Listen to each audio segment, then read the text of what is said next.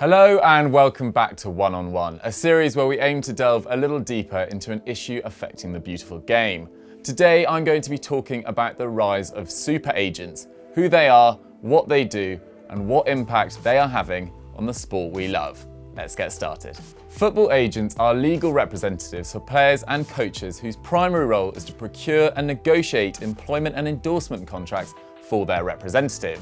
And they're actually a relatively new concept. Although agent Teddy Summerfield, who previously worked exclusively with television celebrities, played a key role in John Charles's transfer from Leeds United to Juventus for a British record £65,000 in 1957, it wasn't until 1995 and the Bosman's introduction that football agents really came to the fore. The Bosman ruling, named after Jean-Marc Bosman, ensured that clubs were no longer able to prevent players from joining teams in another country once their contract had expired, whilst also eradicating quotas on foreign players from fellow EU member states. This not only drastically changed the composition of squads around Europe, but also the amount of money in football. How could clubs ensure they were able to secure the services of a player when they didn't have to negotiate a fee with the clubs? By offering them the most attractive pay packet possible. In the UK, this happened virtually overnight. In 1994, Chris Sutton became Britain's first player to be paid £10,000 per week, but just 7 years later, wages had increased tenfold when Sol Campbell signed his £100,000 a week contract at Arsenal.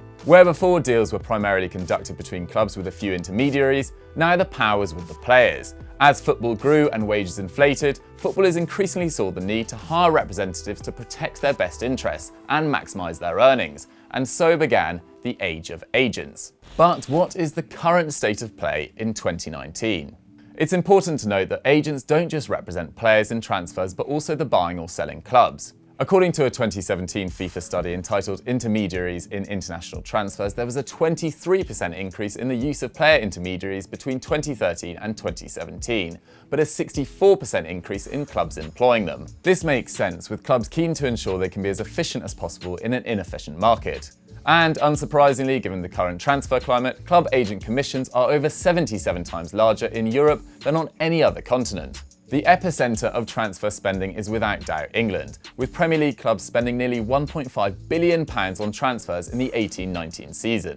And figures released by the BBC in April 2019 show that these top-flight clubs paid out more than £260 million in agent fees alone last campaign, an increase of £49 million on the previous season. For that period, Liverpool accounted for the highest amount, with £43 million paid out to agents in order to conclude deals for the likes of Alisson, Fabinho, Naby Keita and Shaqiri, which helped them significantly on their way to their 6th Champions League triumph.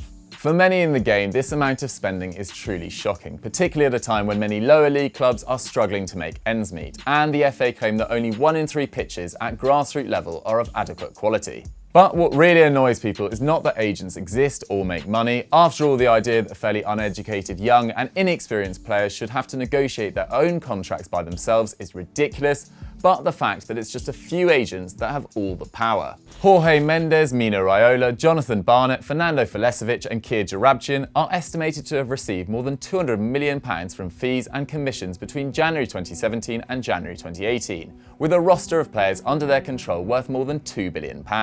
But who are these men? Well, let me give you a little bit more information on 2 of the best known super agents. Mino Raiola was born close to Naples before moving to the Netherlands a year later with his parents, who opened a restaurant business in the city of Haarlem. He played a key role in growing the business whilst at school before going on to study law at university. He became one of Haarlem FC's sporting directors while still a teenager, yet soon moved on to assist Dutch footballers moving to Italian clubs under a company called Sports Promotions. This is when his career took off. Bergkamp to Inter Milan, Raiola. Nedved from Sparta Prague to Lazio, Raiola. And so began his empire, which now extends to having over 50 players on his books. It hasn't all been a smooth ride though, with the Italian investigated for tax fraud and Sir Alex Ferguson reduced to calling him a bag after he engineered a move for his client Paul Pogba away from Old Trafford, before going on to make £42 million out of his return to United. He's also got a suspended 3-month ban from all football activity from FIFA currently hanging over him too. Jorge Mendes is another who shares the title of super agent. The 7-time winner of the Globe Soccer Agent Award is worth an estimated £80 million by Forbes and is probably the most recognisable football agent in the world. But he, like Raiola, came from humble beginnings, selling straw hats and baskets to earn money for his family before moving into the world of nightclubs. It was in one of these clubs in the 1990s that he met Nuno Espirito Santo, before driving nearly 200 miles to Deportivo La Coruña and waiting for days to speak to the president before persuading him to sign the goalkeeper.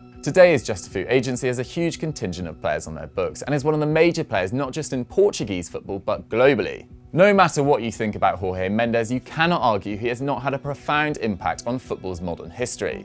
After all, it was Mendes who brokered the deals to bring Mourinho, Carvalho, Ferreira, Deco and Diego Costa to Chelsea, who helped transform the Blues from English nearly men to one of the world's biggest clubs. He also brought Nani and Anderson to Old Trafford, 7 players in Hardim to Monaco, where a title and 3 top 3 finishes followed, and he's brokered the deals that took one of the best players of all time in Ronaldo to United, Real Madrid and Juventus.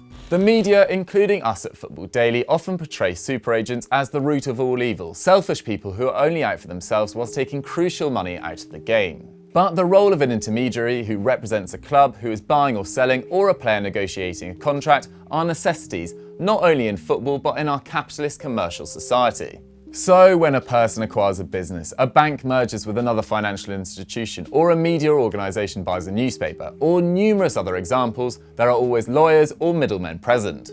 Now, the morals or intentions of these lawyers are never really questioned, normally because people appreciate the amount of time and effort they have spent educating themselves and their ability in rising to the top of their field. But yet these super agents in football are shrouded in suspicion, with many suspecting, rightly or wrongly, that they are out for themselves, piggybacking players in order to fill their own coffers. But why shouldn't footballers rely on these people? After all, in their position, when you're trying to extract as much financial worth out of your body for its 15-year career, why shouldn't they employ people that they trust with a proven track record of success? Especially when these agents know the market rate for salaries, how to structure a deal, and know the valuation of players like the back of their hand. Much of the criticism around super agents centres around the fact that they supposedly distort the market. But Giambattista Rossi, a lecturer in sports labour markets at Birkbeck University, disagrees, arguing that agents have no impact and the rise in fees is purely reflective of the need for top clubs to recruit the best players. For Dr. Rossi, the main issue is the lack of transparency in transfer dealings and the relationship between clubs. Citing the example of Mendes and Chinese conglomerate Fosun, who bought Wolves in 2016 and subsequently brought in numerous Mendes representatives, including Nuno. But these deals were struck after the agent sold a stake at his agency to Foyo Culture and Entertainment, a Fosun subsidiary. According to Dr. Rossi, this harms market efficiency and football's integrity as it limits our ability to understand whether prices truly reflect the values of players and how to regulate the industry. But a Guardian investigation suggests it's not quite so simple. They claim that Justifoot had been advising and providing investment into a fund called Quality Sports v Investments LP. Mendes recommends players to the company, most of which are already represented by him, before advising superclubs to buy them. In other words, he has a financial interest in selling the players he represents, leading to a distorted market. Whether or not you agree with this, the role of super agents or the amount they are paid, they aren't going anywhere. They are a player's means of extracting the most out of themselves and a crucial necessity to completing transfers. Players need agents, clubs need agents, and why shouldn't the best in their business, who often come from very humble beginnings, become hugely successful in an incredibly lucrative sport? As long as they are held to the highest possible standards by FIFA and are as transparent as possible, I personally don't see the issue. They are a product of football's wealth, not the cause of the inequality within it. So that was our one-on-one on the rise of super agents. What did you guys think? Let me know what you guys thought in the comments down below, where you should also suggest your future ideas for this strand. Thank you very much for watching. Don't forget to subscribe to the channel, hit that notification bell, and I'll see you next time.